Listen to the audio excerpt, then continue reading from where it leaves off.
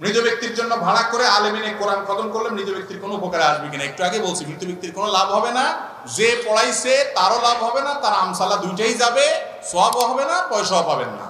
গোসল ফরজ হয়েছে, এখন গোসল করা হয়নি, এমন অবস্থায় মসজিদে প্রবেশ করা যাবে কিনা? আমি 3 থেকে 4-5 বার আল্লাহর কসম করে কোরআন হাতে নিয়ে পরপুরুষের সাথে কথা বলবো না বলে স্বামীর সাথে ওয়াদা করেছি, পরে আবার কথা বলেছি, তাতে কি আমার গুনাহ হবে? 3 কুল পড়ে কবর জিয়ারত করা হয়, এটা কি সঠিক কিনা? দাফনের শেষে মুনাজাত করা যাবে কিনা? গর্ভবতী মহিলার স্বামী জানাজা পড়তে পারবে কিনা? প্রায় 1 বছর আগে আমার পরিবার এক প্রবাসী ছেলের সাথে আমার বিয়ে ঠিক করেন এবং আমাকে আংটি পরিয়ে রাখেন। পরিবারের সম্মতিতে ছেলের সাথে যোগাযোগ রাখি। এখন উপযুক্ত কোনো কারণ না দেখেই আমার বাবা এই বিয়েটা বাতিল করতে চাচ্ছেন, কিন্তু আমি ওই ছেলেকে বিয়ে করতে চাই। এক্ষেত্রে শরীয়ত কি বলে এবং আমার করণীয় কি?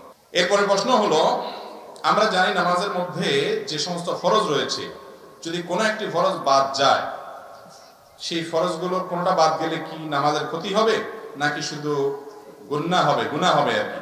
শরীয়তে কি বলে? এরপরে প্রশ্ন, চেয়ারে বসে নামাজ পড়া যাবে কিনা? চেয়ারে বসে নামাজ পড়া যাবে কিনা, এই প্রশ্নটা এখন কমন একটা প্রশ্ন। বিভিন্ন জায়গায় গেলে প্রায় সব জায়গাতে এই প্রশ্ন মানুষ করতেই থাকে।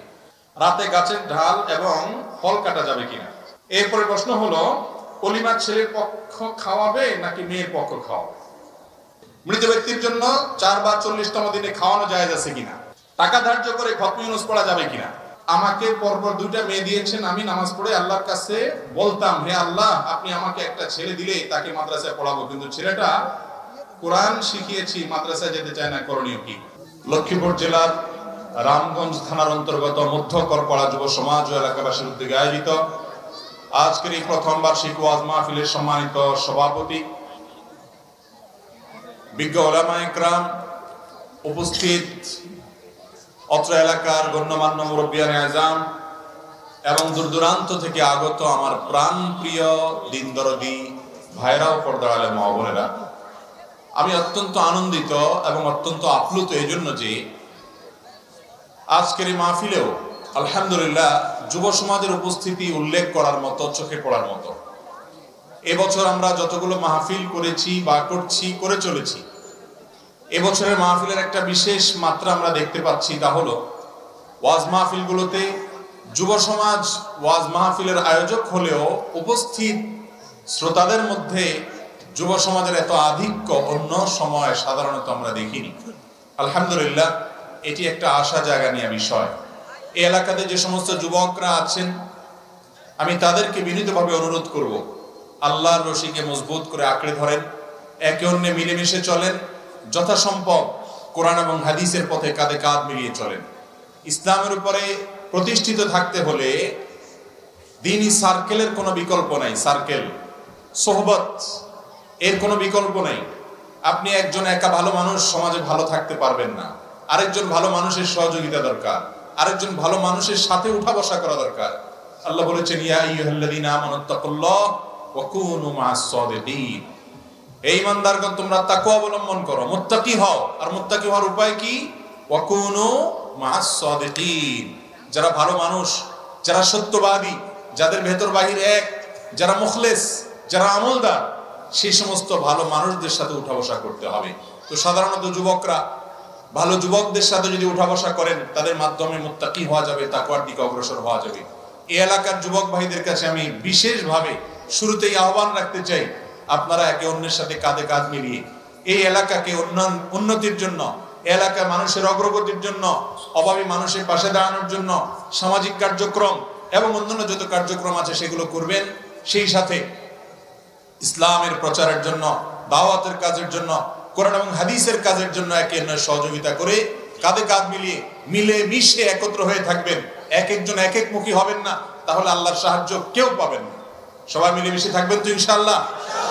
এবং আপনারা যদি মিলেমিশে চলেন, সুন্দর মতো একে অন্যের সাথে পরামর্শ করে চলেন, মুরব্বীদের তত্ত্বাবধানকে রাখেন, ওলামায়ে কেরামের তত্ত্বাবধান যেন অবশ্যই থাকে আপনাদের মাথার উপরে, এগুলো যদি আপনাদের থাকে, ইনশাআল্লাহ দেখবেন আপনারা এই এলাকাকে আলোকিত করতে পেরেছেন, নিজেদেরকে আলোকিত করতে পেরেছেন। যুব সমাজ যদি জেগে যায়, গোটা দেশ জেগে যাবে, গোটা দেশের চেহারা পরিবর্তন হয়ে যাবে। আগামীর ভবিষ্যৎ যুবকরা, তাদেরকে যদি আমরা সঠিক পথ দেখাতে পারি, তাদেরকে যদি ভোগ নয় ত্যাগ শিখাতে পারি, তাহলে ইনশাআল্লাহ গোটা বিশ্ব মানবতা নতুন এক পৃথিবী উপহার পাবে। আমরা সেই পথে হাঁটবো তো ইনশাআল্লাহ? এই যে 31st নাইট আসছে, ভোগের বার্তা নিয়ে আসছে, যুব সমাজ আপনাদেরকে ত্যাগ শিখতে হবে, ভোগ নয়। ইসলাম ত্যাগের কথা বলে। ভোগ একজন মানুষ জীবনে করবেই, কিন্তু তার ত্যাগের পার্টটা তার জীবনে ভোগের চাইতে কম থাকবে না, কোনো ক্রমে বেশি থাকবে। ভোগে আনন্দ আছে, কিন্তু ত্যাগের মধ্যে যে আনন্দ, সে আনন্দটা হলো আত্মিক আনন্দ, সে আনন্দটা হলো মনের আনন্দ, সে আনন্দটা হলো আসল আনন্দ, পবিত্র আনন্দ।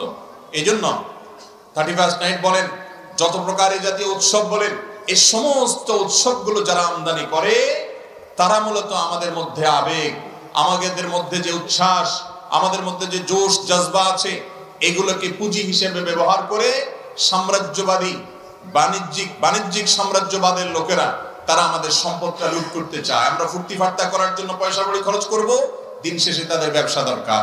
এই সমস্ত আবেগ, এগুলো তাদের ব্যবসা ছাড়া কিছুই নয়। ইসলাম বলে, যে কোনো আনন্দ উপলক্ষে তুমি গরিব অসহায়ের মুখে হাসি ফুটাও, পাশাপাশি তুমি আনন্দ করো। গরিব অসহায়কে হাসানোর যে আনন্দ, সে আনন্দ নিজে ভোগ করার মধ্যে নাই। কিন্তু 31st নাইটের এই কালচার, এই জাতীয় যত কালচার আছে, এগুলো সব আমাদেরকে শুধু ভোগের শিক্ষা দেয়, ত্যাগের শিক্ষা দেয় না। কেন 31st নাইটে এত আনন্দ উদযাপন করা হয়? মনে করা হয় যে বছরের প্রথম দিনটা, প্রথম মুহূর্তটা যদি আনন্দ ফুর্তি করে, উৎসব করে, উল্লাস করে কাটানো হয়, তাহলে নাকি সারা বছর ভালো থাকা যাবে। এটা আবার যারা করছে, তাদের সবচেয়ে বড় অংশ এই সমাজের তথাকথিত শিক্ষিতরা, বিশেষ করে শিক্ষার্থীরা, তরুণরা। তাদের মধ্যে আবার অনেকে আছে যারা নিজেদেরকে বিজ্ঞান মনস্ক দাবি করে, তারা ধর্মকে অস্বীকার করে, কিন্তু আবার 31st নাইট উপলক্ষে তারা এই সমস্ত কর্মকাণ্ড করে যে যুক্তিতে, সেটার মতো হাস্যকর যুক্তি, অযৌক্তিক এবং অধার্মিক এবং অবৈজ্ঞানিক আর কোনো কাজ হতে পারে না যে বছরের প্রথম দিন ভালো গেলে সারা বছর ভালো যাবে। আগে এক সময় মানুষ মনে করত, দোকানদাররা প্রথম কাস্টমার যদি ভালো পায় তাহলে সারাদিন ভালো বেচা হবে, প্রথমটা বাকি আসলে সারাদিন খারাপ যাবে, এরকম না মনে করতো মানুষ? এই মনে করা কি ঠিক না ভুল? ভালো এবং মন্দের মালিক কে? কোন কাস্টমার ভালো নগদ নিতে আসলো না, বাকি নিতে আসলো না, বাকি নিতে আসলো, এর সাথে ওই ব্যক্তির কপাল ভালো হওয়ার খারাপ হওয়ার কোনো সম্পর্ক নাই। এটাই হলো তাওহীদের শিক্ষা, এটাই হলো ঈমানের শিক্ষা। কিন্তু আজ সেই ফেলে আসা কুসংস্কারকে নতুন করে আমদানি করছে যারা, তারাই নিজেদেরকে আবার বিজ্ঞান মনস্ক দাবি করে। আমাদের সে সকল বন্ধুদের কাছে আমাদের আরজি, আসুন সুন্দরের পথে, যুক্তির পথে। নতুন বছরের প্রথম মুহূর্ত উৎসব করলে যদি সারা বছর আনন্দে থাকতো, তাহলে সেক্ষেত্রে 31st নাইট উপলক্ষে যে বেলেল্লাপনার শিকার হয়ে অশ্লীলতার ছড়াছড়িতে পড়ে বহু মানুষ ক্ষতিগ্রস্ত হয়েছে। বহু বছর আগে অনেক ঘটনা আমাদের দেশে ঘটেছে, প্রতি বছরই ঘটে। এরা সারা বছর হাসতো, এদের কান্না আর আসতো না। এগুলো অযৌক্তিক, এগুলো পেগানদের, এগুলো প্রকৃতি পূজারীদের দাবি। তারা মনে করে যে সময়কে, বিশেষ বিশেষ আল্লাহর সৃষ্টিকে পূজা করলে ভালো কিছু পাওয়া যায়। মুসলমান মনে করবে ভালো কিছু পাওয়ার একমাত্র রাস্তা হলো ভালো আমল করা, ভালো কাজ করা আর আল্লাহর কাছে দোয়া করা, এছাড়া আর কোনো রাস্তা খোলা আছে? অতএব এই সমস্ত চিন্তা ভাবনা থেকে বেরিয়ে আসতে হবে। তরুণদেরকে এই সমস্ত কুসংস্কার, এগুলো থেকে সরে আসতে হবে। আপনারা মনে করেন 31st নাইটের রাত 12টা 1 মিনিটে আপনি বাজি ফুটেলেন, ফটকা ফুটেলেন, আপনি এরকম ভাবে আতশবাজি করলেন, আনন্দ ফুর্তি করলেন, আপনি মনে করলেন যে আপনি সারা বছর ভালো থাকবেন। অথবা আপনি মনে করলেন যে এই ফুর্তি আপনার জন্য জায়েজ আছে। এটা অগ্নি পূজকরা শুরু করেছে, নাইরোজ দিয়ে তারা শুরু করেছে, এরপর এটা খ্রিস্টানরা ধারণ করেছে, এবং এটা পেগান প্রকৃতি পূজারীদের কাজ। বৃষ্টি না হলে তারা কাদা মাখতো, মনে করে এর মাধ্যমে বৃষ্টি আসে। সময়ের পূজা করে, সূর্যের পূজা করে, বিভিন্ন জিনিসের পূজা করে, এবং এই সমস্ত সময়গুলোতে তারা ফুর্তি করে, মনে করে এই ফুর্তির মাধ্যমে ভালো কিছু আসবে। এটা মুসলমানের আদর্শ হতে। আমরা যুবক, আমরা যে বয়সে হই না কেন, আল্লাহ রাব্বুল আলামিন আমাদের জন্য সুমহান আদর্শ দিয়েছেন ইসলাম। ইসলামের 2টা ঈদ আছে, এই উৎসবের পর আর কোনো উৎসবের আমাদের প্রয়োজন নাই। কোন বিধর্মীদের উৎসবে যদি আমরা যাই, তাহলে তাদের দলভুক্ত হতে হবে। আল্লাহ তাআলা আমাদের সবাইকে এই অপসংস্কৃতির জাতাকল থেকে নিজেদেরকে এবং দেশের মানুষকে মুক্ত করার তৌফিক দান করুন। লক্ষ লক্ষ কোটি কোটি টাকা অপচয় হয়ে থাকে রাতে, এমন কোন অনাচার নাই যা হয় না। আমরা মাদকের বিরুদ্ধে কথা বলি, অথচ এই রাতে মাদকের সবচেয়ে বেশি ছড়াছড়ি হয়ে থাকে। আমরা অশ্লীলতার বিরুদ্ধে কথা বলি, কোরআন অশ্লীলতার বিরুদ্ধে কথা বলে কেন? কারণ অশ্লীলতা যদি ছড়িয়ে পড়ে পরিবার ব্যবস্থা ভেঙে যাবে, মানবতা হুমকির মধ্যে পড়বে। মানুষের কল্যাণেই আল্লাহ তাআলা আমাদেরকে শ্লীল থাকতে বলেন, অশ্লীলতাকে আল্লাহ তাআলা নিষেধ করেন। সেই অশ্লীলতার প্রমোশন করে এরপরে যদি যুবকদেরকে বলা হয় তোমরা সঠিক পথে থাকো, নিজেদেরকে নিয়ন্ত্রণ করো, সেটা কোনোদিনই সম্ভব হবে না। একটা সুস্থ স্বাভাবিক সমাজের জন্য বাহির থেকে ধার করে আনা আমদানির কোনো প্রয়োজন নাই। একজন মুসলিম হিসাবে, একজন বাঙালি হিসাবে আমাদের সংস্কৃতি আছে না নাই? একজন বাঙালি হিসাবে আমাদের যে সংস্কৃতি আছে, কোরআন হাদিসের সাথে সংঘর্ষ না থাকলে সেটা আমরা করতে পারি। আর একজন মুসলিম হিসাবে কোরআন হাদিসের সংস্কৃতি আমাদের জন্য সবচেয়ে শ্রেষ্ঠ সংস্কৃতি। মুসলমান কখনো অমুসলিমদের এই সমস্ত বস্তা পচা সস্তা সংস্কৃতি ধার করে আনতে পারে। এক শ্রেণীর মিডিয়া, এক শ্রেণীর ব্যবসায়ীরা, কর্পোরেট ব্যবসায়ীরা, তারা তাদের ব্যবসার সুবিধার্থে এই সমস্ত দিবস আমদানি করে আমাদের পকেট খালি করে, আর আমাদের ইমানকে ধোঁতা করে, চেতনাকে নষ্ট করে, ধোঁয়ার সাপ বানিয়ে ফেলে। ইমানদার যুবক কখনো এগুলোতে গা মেশাতে পারে না। আমরা তওবা করবো তো ইনশাআল্লাহ। আসন্ন 31st নাইট উপলক্ষে আমাদের কোনো অনাচার হবে না, কোনো আতশবাজি হবে না, কোনো উৎসব হবে না, কোনো খারাপ কাজে আমরা সম্পৃক্ত হব না, কোনো হারাম কাজে আমরা জড়াবো না। আমরা আল্লাহর জিকির এবং ইবাদতের মধ্যে কাটাবো। নতুন বছর আসছে মানে হলো আল্লাহর কাছে পুরান বছরের তওবা ইস্তিগফার করব ভুল ত্রুটির জন্য, এবং নতুন বছর ভালো কাজ করার জন্য প্রতিজ্ঞা করব। নতুন বছর যেন আল্লাহর ইবাদত বন্দেগীতে আমলে কাটতে পারি, ভালো কাজ করতে পারি, সেজন্য আল্লাহর কাছে দোয়া করব। সেই দোয়াটাও যে এই সময় করবে এমন কোনো কথা নেই। এই হলো ইসলামের শিক্ষা। আল্লাহ তাআলা আমাদের সবাইকে আমলের তৌফিক দান করুন। মোহতারাম হাজরিন, অনেকগুলো প্রশ্ন আপনাদের আছে, আমার সময় একেবারেই কম। তার মধ্যেও একটা বিষয় আমি খুব সংক্ষেপে আলোচনা করতে চাই, সেটা হলো যুব সমাজদের জন্য যে নসিহত থাকলো এলাকাবাসী, তারা বিশেষ করে খেয়াল রাখবেন। আর সবার জন্য কমন ভাবে কিছু কথা আমার আছে, সেটা হলো আমরা যত ইবাদত বন্দেগী করি, যত নেকামল করি, এই সমস্ত ইবাদত বন্দেগী এবং নেকামল এগুলো আমাদের আল্লাহর কাছে আমরা করলে সাথে সাথে অটোমেটিক কবুল হবে, নাকি কিছু শর্ত টর্ত আছে? শর্ত আছে না নাই?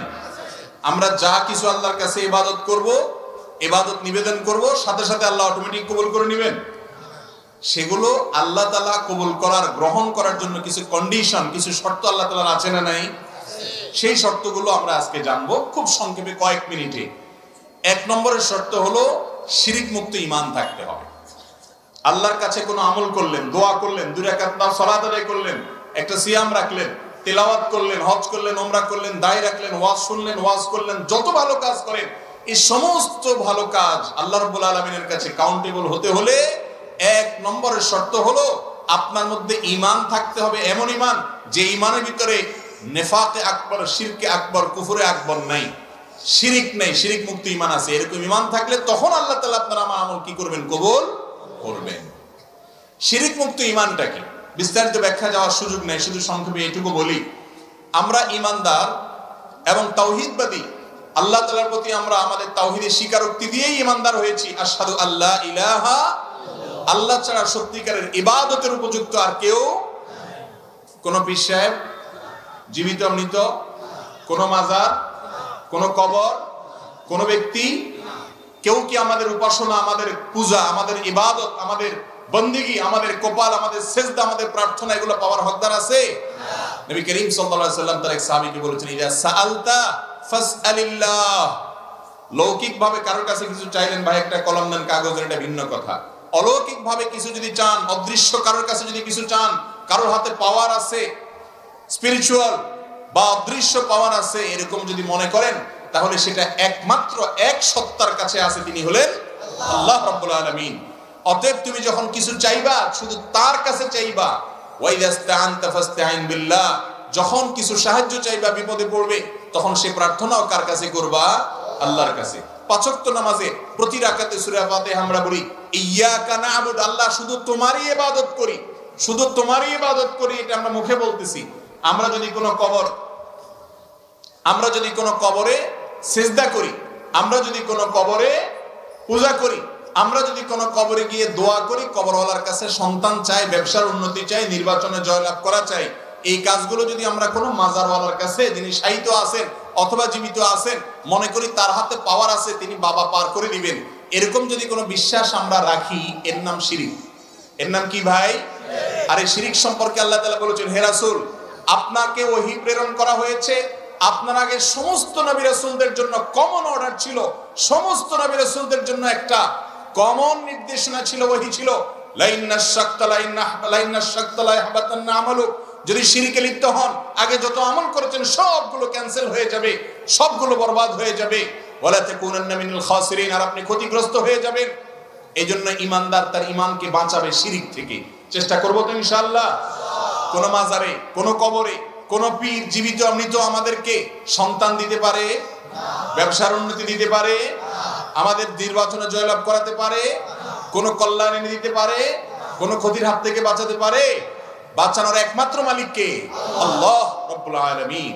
আর সেজন্য আমরা নামাজে বলি ইয়্যাকা না'বুদ। বাংলা কোরআন খুলে দেখেন অর্থ কি লেখা আছে, আল্লাহ শুধু তোমারই ইবাদত করি, তোমারই শুধু করি, তোমার সাথে আর কাউকে করি না, শুধু তোমার করি। আল্লাহরেও করলেন, মসজিদে গিয়ে আবার মাজারে গিয়ে সেজদা দিলেন, ঈমান থাকবে? মাজারে গিয়ে চাইলেন, ঈমান থাকবে? বাবার কাছে পাওয়ার আছে, বাবা কিছু করে দিতে পারে, এটা মনে রাখলেন, ঈমান থাকবে? স্বয়ং রাসূল করিম সাল্লাল্লাহু আলাইহি সাল্লামকে আল্লাহ বলছেন, হে রাসূল কুল, আপনি বলে দিন মানুষদেরকে, লা আমলিকু লিনাফসি, আমি নিজের কোনো লাভ বা ক্ষতি করার ক্ষমতা রাখি না। রাসূল সাল্লাল্লাহু আলাইহি সাল্লাম বলতেছেন তারও লাভ ক্ষতির জন্য তিনি কার কাছে চাইতেন? আল্লাহর কাছে চাইতেন। আল্লাহর কাছে চাইতে আবার ভায়া লাগেনি, কোনো মিডিয়া লাগেনি, কোনো না। আল্লাহ বলেছেন আল্লাহ বলেছেন কোরআনে কারীমে সূরা ফাতিহাতে আমরা যেন দোয়া করি, আল্লাহ শিখিয়ে দিয়েছেন ইয়্যাকা না'বুদু, আল্লাহ শুধু তোমার ইবাদত করি। এটা কি ডাইরেক্ট বলেন নাকি ইনডাইরেক্ট বলেন? ডাইরেক্ট ইয়্যাকা না'বুদু পড়েন না মুখ দিয়া? তো আল্লাহ তাআলা বলেছেন যে উদউনি, ও আমার বান্দারা তোমরা আমার কাছে দোয়া করো, আমার কাছে তোমরা চাও, আস্তাজিব লাকুম, আমি দোয়া কবুল করব। আল্লাহ বলেন নাই আমার কাছে দোয়া করতে হলে দালাল ধরো। আল্লাহ বলছেন দুনিয়ার রাজনৈতিক নেতাদের কাছে যাইতে দালাল ধরা লাগে, কারণ তারা সব মেনটেন করতে পারে না, একসাথে এত মানুষ সামলাইতে পারে না, ভায়া লাগে, সিস্টেম আছে। কিন্তু আহকামুল হাকিমিন রব্বুল আলামিন মানুষের মতো না, তিনি মহান স্রষ্টা। একসাথে হাজার হাজার lakh lakh crore crore million million billion billion মানুষ কি বলছে সবকিছু একসাথে তিনি অ্যাকসেপ্ট করতে পারেন, তার সাথে মানুষের কোনো তুলনা নেই। এজন্য আল্লাহর কাছে কিছু চাইতে হলে কোনো দালাল মিডিয়া ভায়া ধরা লাগে না। আমাদের হিন্দু ভাইদের বিশ্বাস বা অন্যান্য ধর্মের ভাইদের অনেকের বিশ্বাস আছে যে মিডিয়া লাগে, ভায়া লাগে, ভায়া লাগে, এই জন্য তারা অনেক ভায়া ধরে, তাদের অনেক দেবতা, অনেক পূজনীয় সত্তা। মুসলমানের সন্তান তাওহীদবাদী, তাদের কোনো দেবতা নাই, তারা এক আল্লাহর ইবাদতে বিশ্বাসী। এই ঈমানকে যদি খাঁটি করা যায় তাহলে ইনশাআল্লাহ ইবাদত যায় করবেন, জমা হবে। আর না হলে শিরিক করলে ইবাদত করতে থাকবেন আর সব বরবাদ হতে থাকবে। কিয়ামতে যায় দেখবেন হাতের কোনো আমলই আল্লাহর কাছে জমা হয় নাই। কথা কি বুঝাতে পারছি? দ্বিতীয় শর্ত হলো ইবাদত কবুল হওয়ার জন্য প্রিয় নবী সাল্লাল্লাহু আলাইহি সাল্লামের সাচ অনুযায়ী হইতে হবে। খুব ভালো করে শুনতে হবে, তার বাতানো পদ্ধতি অনুযায়ী হতে হবে, সুন্নাত অনুযায়ী হতে হবে। আল্লাহ রাব্বুল আলামিন আমাদেরকে কোরআন এবং হাদিসে যত নির্দেশ করেছেন এগুলো বাস্তবায়নের জন্য একজন নমুনা পাঠাইছেন, মডেল পাঠাইছেন, তার নাম হলো কি? মুহাম্মদুর রাসূলুল্লাহ সাল্লাল্লাহু আলাইহি ওয়াসাল্লাম। তাকে আল্লাহ তাআলা আমাদের জন্য মডেল করে পাঠিয়েছেন। তিনি হলেন আমাদের নমুনা, তিনি হলেন আমাদের আদর্শ। সালাত আদায় করতে হবে, আকিমুস সালাহ, তোমরা সালাত কায়েম করো। কিভাবে করো? ওই যে মুহাম্মদ সাল্লাল্লাহু আলাইহি ওয়াসাল্লাম যেভাবে করেছেন। আতুজ যাকাত, যাকাত আদায় করো। কিভাবে দিবা? বিস্তারিত বিবরণ আছে কোথায়? মুহাম্মদ সাল্লাল্লাহু আলাইহি ওয়াসাল্লামের হাদিস এবং জীবনে। তাহলে তিনি হলেন আমাদের মডেল। আমাদের মডেল কে রে ভাই? মুহাম্মদুর রাসূলুল্লাহ সাল্লাল্লাহু আলাইহি ওয়াসাল্লাম। আপনি যদি কোনো কাজ করার সময় ওই যে প্রথম শর্ত হলো ঈমান আছে, শিরিক নাই, আল্লাহ ছাড়া আর কারোর প্রতি আপনি আল্লাহর জায়গায় কাউকে আপনি আর রাখেন না, তাওহীদবাদী আপনি, একত্ববাদী আপনি, কোনো ভায়া আর মিডিয়া লাগে না আপনার। এটা যদি ঠিক থাকে, দ্বিতীয় কাজ হলো যে কোনো কাজ করবেন কাজটা সুন্নত অনুযায়ী হচ্ছে কিনা, রাসূল সাল্লাল্লাহু আলাইহি ওয়াসাল্লাম বাতানো নিয়ম অনুযায়ী হচ্ছে কিনা এটা দেখবেন। আপনি একটা জামা দর্জি দোকানে নিয়ে গেছে, নিয়ে দেখাইছেন যে আমাকে এইরকম একটা জামা বানায় দিতে হবে। ওই জামাটার মাপ জোপ সব ঠিক রেখে যদি বানাইতে পারে দর্জিওয়ালা, তাহলে সে পারিশ্রমিক পাবে। আর যদি যেই স্যাম্পল দিছেন আপনি সেই স্যাম্পলের সাথে মিল না রেখে উল্টা পাল্টা কোথাও একটু বড় কোথাও একটু ছোট করে বানায়, সে কি পারিশ্রমিক পাবে? আল্লাহ রাব্বুল আলামিন আমাদেরকে কোরআনে বলেছেন আতিউল্লাহ ওয়া আতিউর রাসূল, তোমরা আল্লাহর কথা শুনো এবং রাসূলের কথা শুনো। আজকাল কিছু ভাই বাইরে হইছে, তারা বলে যে না কোরআন মানলেই হবে, হাদিস মানার দরকার নেই। আছে না নেই? আল্লাহ তাআলা কেন তাহলে বললেন আতিউল্লাহ ওয়া আতিউর রাসূল, তোমরা আল্লাহর আনুগত্য করো এবং রাসূলের আনুগত্য করো? আল্লাহ তাআলা আলাদা করে কেন বললেন? বুঝা গেছে শুধুমাত্র কোরআন থেকে কেউ আল্লাহর সমস্ত নির্দেশ ধরতে পারবে না। অবশ্যই রাসূল আকরাম সাল্লাল্লাহু আলাইহি ওয়াসাল্লামের হাদিস এবং ব্যাখ্যার দরকার আছে। তা না হলে 23 বছর ধরে এই কোরআন কেন একটু একটু করে আল্লাহ তাআলা রাসূলের প্রতি নাযিল করলেন? তাহলে রাসূল সাল্লাল্লাহু আলাইহি ওয়াসাল্লামকে বাদ দিয়ে শুধু কোরআনের উপরে আমল করা যাবে না। কোরআনে আছে আকিমুস সালাহ, সালাত কায়েম করো। কেমনে করো সেটার ব্যাখ্যা আছে কোথায়? রাসূলের হাদিসে। এইজন্য হাদিস বাদ দিলে তো ইসলামই বাদ হয়ে যায়। এই সমস্ত বিভ্রান্তির ব্যাপারে সাবধান থাকবেন আপনারা। তাহলে দ্বিতীয় শর্ত হলো রাসূল সাল্লাল্লাহু আলাইহি ওয়াসাল্লামের সুন্নাত অনুযায়ী আমলটা হইতে হবে। যে দর্জিওয়ালার মিসাল দিছিলাম, দর্জিওয়ালাকে যদি আপনি যেই জামা দিয়েছেন সেই স্যাম্পল অনুযায়ী সে বানাতে পারে, তার পারিশ্রমিক সে পাবে। আর যদি তার মন মতো বানায়, হেরফের করে বানায়, তাহলে পারিশ্রমিক সে পাবে না। ঠিক একই ভাবে আল্লাহ রাব্বুল আলামিন আমাদেরকে রাসূল দিয়ে বলেছেন যে লাকাদ কানা লাকুম ফি রাসূলিল্লাহি উসওয়াতুন হাসানাহ। ও দুনিয়ার মানুষ, তোমাদের জন্য আল্লাহর রাসূলের মধ্যে রয়েছে উত্তম আদর্শ, তাকে দেখে ফলো করে চলো। আবার আমাদের কিছু ভাইরা বলে রাসূলের হাদিস নাকি মানা যাবে না। আল্লাহ নিজে বলতেছেন তোমাদের জন্য রাসূলের জীবন আদর্শের মধ্যে রয়েছে উত্তম আদর্শ, তাকে দেখে দেখে চলো। আল্লাহ আরো বলেছেন মা আতাকুমুর রাসূল ফাখুযু, রাসূল যা করতে বলেছেন সেগুলা করো। ওমা নাহাকুম আনহু ফান্তাহু, যা নিষেধ করেছেন সেগুলা করবা না। এজন্য সুন্নাত অনুযায়ী হতে হবে। নবী সাল্লাল্লাহু আলাইহি সাল্লাম যাওয়ার সময় বলেছেন বিদায় হজের ভাষণে, তারাকতু ফীকুম, বিদায় হজের আগে তার জীবনের শেষের দিকের বক্তব্যে তিনি বলেছেন তারাকতু ফীকুম আমরাইন, তোমাদের মাঝে দুটি জিনিস আমি রেখে গেলাম, দুটি জিনিস আমি রেখে গেলাম, কিতাবাল্লাহ ওয়া সুন্নাত রাসূলি। একটা হলো আল্লাহর কিতাবে কোরআন রেখে গেলাম, আরেকটা হলো এই কোরআনের ব্যাখ্যা আল্লাহর রাসূলের সুন্নাত রেখে গেলাম। আপনি যদি কোনো আমল করার সময় একটু জানতে পারেন যে আমার রাসূল এটা বলছেন বা করছেন, বাস এটা নিশ্চিত আপনি আমল করছেন, ইনশাআল্লাহ আপনার আমল আল্লাহর কাছে দরবারে কবুল হয়ে যাবে। আর বাপ দাদা করছে, 14 গোষ্ঠী করছে, সারা দেশে মানুষ করে, সারা জীবন করে আসছেন, কিন্তু রাসূল সাল্লাল্লাহু আলাইহি ওয়াসাল্লামের হাদিসে নাই, তাহলে সেটা কখনো কবুল হবে। আপনি যদি যায় বলেন আল্লাহর কাছে, আল্লাহ 14 গোষ্ঠীরে দেখছি করতে, বাপ দাদা সবাই করছে, সারা দেশে মানুষ করছে, তাই আমি করছি, আল্লাহর কাছে মুক্তি পাওয়া যাবে?